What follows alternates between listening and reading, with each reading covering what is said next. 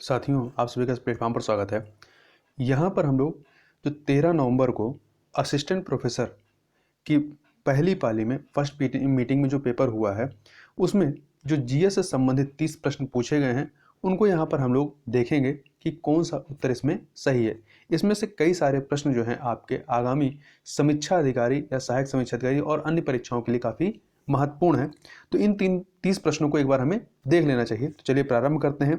इसमें पहला है कि ज्वालामुखी के संदर्भ में कौन सा या से कथन सत्य हैं। दो कथन दिए गए हैं। पहला है ज्वालामुखी की विस्तृत श्रृंखला वायुमंडलीय कार्बन डाइऑक्साइड के उत्सर्जन एवं हटाने की भूवैज्ञानिक समय में जिम्मेदार माना गया। ये कथन बिल्कुल सही है, क्योंकि जो ज्वालामुखी होते हैं ये कार्बन डाइऑक्साइड को कंट्रोल करने का कार्य करते हैं और यह जो प्रक्रिया होती है इससे पृथ्वी की सतह का तापमान स्थिर करती है।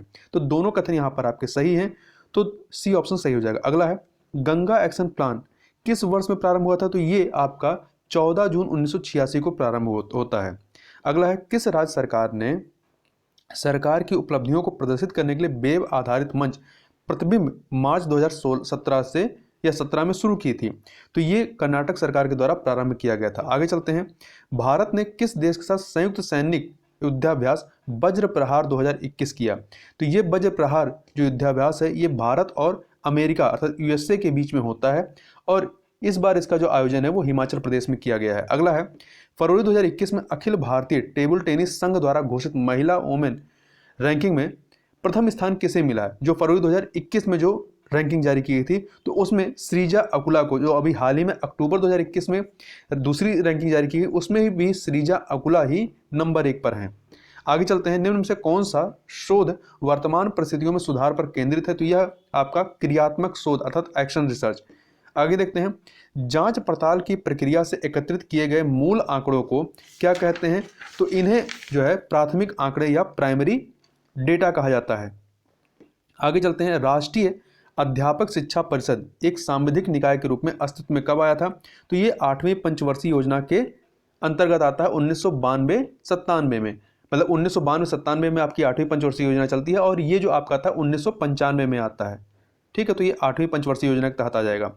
अगला है विचारों एवं कथनों का उत्कृष्ट संगठन करते हुए लिखने का कौशल का एक उदाहरण किसका। ये बोध समझ या कॉम्प्रिहेंशन का। आगे चलते हैं। मध्यांक की गणना के संदर्भ में निम्नलिखित कथनों में से कौन सा या से कथन सही है। तो यहाँ पे पहला कथन है आंकड़ों का वितरण सामान्य है। वितरण सामान्य सही है। प्रत्येक आंकड़ा महत्वपूर्ण है, ये भी सही। शुद्धता और विश्वसनीयता की आवश्यकता है। तीनों कथन यहाँ पर सही है, इसलिए डी ऑप्शन आपका सही हो जाएगा। आगे चलते हैं।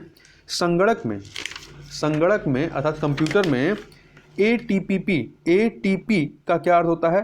फाइल ट्रांसफर प्रोटोकॉल होता है। आगे चलते हैं। इंटरनेट के संदर्भ में बैंडविड्थ क्या होती है।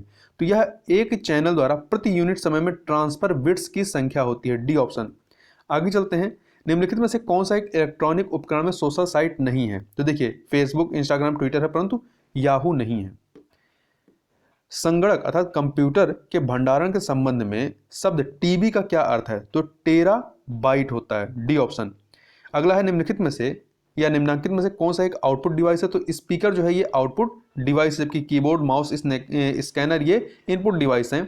अगला है वन्यजीव संरक्षण 2020 के लिए लाइफ टाइम सर्विस पुरस्कार निम्नलिखित में किसने जीता है। ये थियोडोर भास्करन ने जीता है। A option.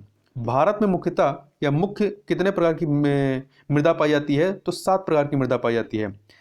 भारत में राष्ट्रीय मेरीटाइम या समुद्री दिवस कब मनाया जाता है। तो ये 5 अप्रैल को मनाया जाता है। वन्यजीव संरक्षण अधिनियम भारत में कब लागू किया गया। तो ये 1972 में आता है। वन्यजीव संरक्षण अधिनियम 1972।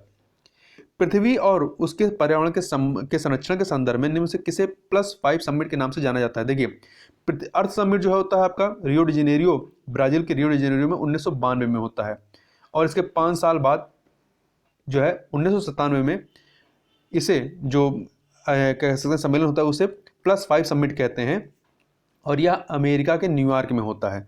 तो इस प्रकार से द्वितीय पृथ्वी सम्मेलन। आगे चलते हैं।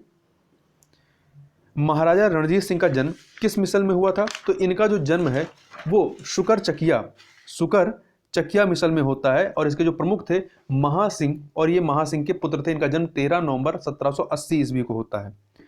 निम्नलिखित में से या निम्नांकित में से किसको मार्ले मिंटो सुधार कहा जाता है। तो जो भारत परिषद अधिनियम 1909 रहा है इसे ही मार्ले मिंटो सुधार कहा जाता है।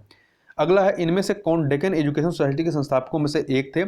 तो देखिए डेक्कन एजुकेशन सोसाइटी की मूलतः जो स्थापना करते हैं 1884 में महादेव गोविंद रानडे करते हैं और इससे संबंधित संस्थापकों में बाल गंगाधर तिलक भी थे। तो बी ऑप्शन सही हो जाएगा। अगला है द इंडियन स्ट्रगल नामक पुस्तक के लेखक निम्नलिखित में से कौन थे? तो ये सुभाष चंद्र बोस के द्वारा लिखी गई पुस्तक थी। निम्नलिखित भारतीय जनजातियों का पश्चिम से पूर्व सही क्रम क्या है? तो ये गारो, खासी, जयंतिया, नागा, अर्थात सी ऑप्शन सही हो जाएगा। आगे चलते हैं। निम्नलिखित में से कौन सही सुमेलित नहीं है? डंपा अभ्यारण्य मिजोरम में है, वाल्मीकि रिजर्व बिहार में है, रोहेला राष्ट्रीय उद्यान हिमाचल प्रदेश में, परंतु गांधी सागर अभ्यारण्य ये राजस्थान में नहीं बल्कि मध्य प्रदेश में है। आगे चलते हैं। कोई विधेयक धन विधेयक है या नहीं? अंतिम तौर पर विनिश्चित करने के लिए कौन सक्षम होता है? तो ये विनिश्चित करने के लिए लोकसभा के अध्यक्ष ही सक्षम होते हैं। ये ऑप्शन सही हो जाएगा। अगला है भारत के लिए संविधान बनाने के लिए सन 1922 में लोगों या जनता द्वारा स्वतंत्र रूप से चुने गए प्रतिनिधि निकाय की मांग किसने की थी? तो इसमें देखिए कंफ्यूजन है, या तो एम.के. गांधी होंगे, महात्मा गांधी, या मोतीलाल नेहरू। तो ए या सी में से एक हो सकते हैं, तो ये कंफ्यूजन में है। अगला है निम्नलिखित में से कौन सही सुमेलित नहीं? देखिए नागरिकता संविधान के भाग 2 में है, मूल अधिकार संविधान के भाग 3 में है, परंतु मूल कर्तव्य जो है ये भाग 6A में नहीं बल्कि ये 4A में है। ठीक है, किस में है? 4A में है। और केंद्र शासित प्रदेश या यूनियन टेरिटरीज संविधान के भाग 8 में है। भारत कब अंतर्राष्ट्रीय मुद्रा कोष IMF का सदस्य बनता है? तो भारत जो है 27 दिसंबर 1945 को IMF का सदस्य बनता है। तो इस प्रकार से यहाँ पे हम लोगों ने 30 प्रश्नों को देखा। तो इस वीडियो में बस इतना ही। मिलते हैं नेक्स्ट वीडियो में, तब तक के लिए बहुत बहुत धन्यवाद।